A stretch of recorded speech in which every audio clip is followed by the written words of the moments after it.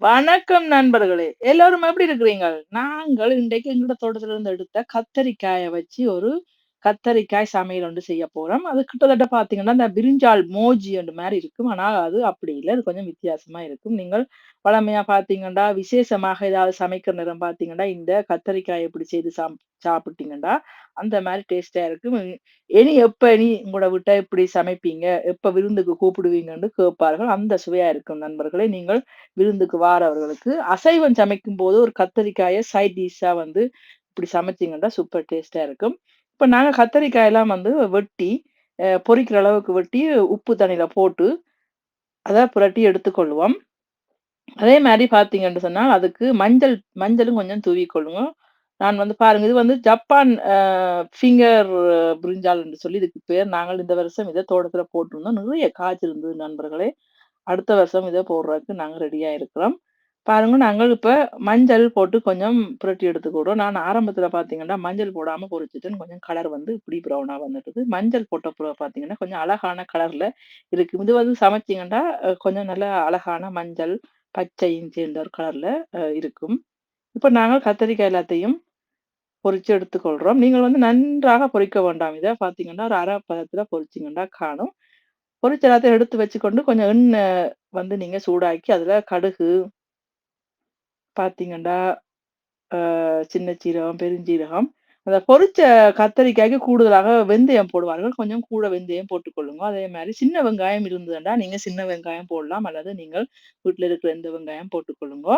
அதோட உள்ளியும் நாங்க வந்து வெங்காயத்த வந்து சின்ன வெங்காயத்த அப்படியே முழுமையா போட்டீங்கன்னா, ஒரு சூப்பரா டேஸ்ட்டா இருக்கும்.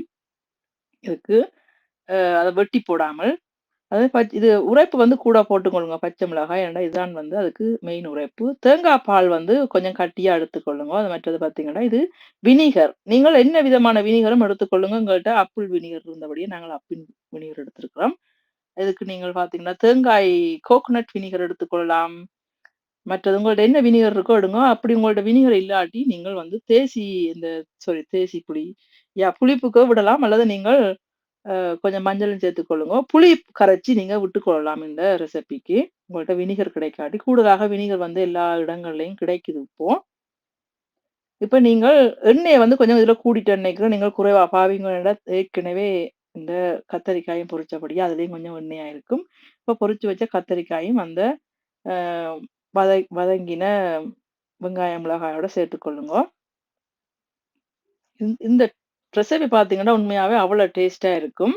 நீங்கள் தேவையான அளவு உப்பு சேர்த்துக்கொள்ளுங்கோ. எல்லாம் சேர்க்கும்போது பார்த்து சேர்த்துக்கொள்ளுங்க. ஏற்கனவே நீங்கள் கத்தரிக்காய் பொரிக்கிற நேரம் அதுவும் வந்து உப்பு தண்ணீல ஊறினபடியா. அதே மாதிரி தேங்காய் பால வந்து நீங்க கொஞ்சம் கூடவா கரைச்சு கொள்ளுங்க. இது வந்து காணாம போயிட்டு நான் இன்னும் கொஞ்சம் அந்த தண்ணியும் சேர்த்துருக்கிறேன் அதுல. கொஞ்சம் கூடவா விடுங்கோ. இன்னும் கொஞ்சம்.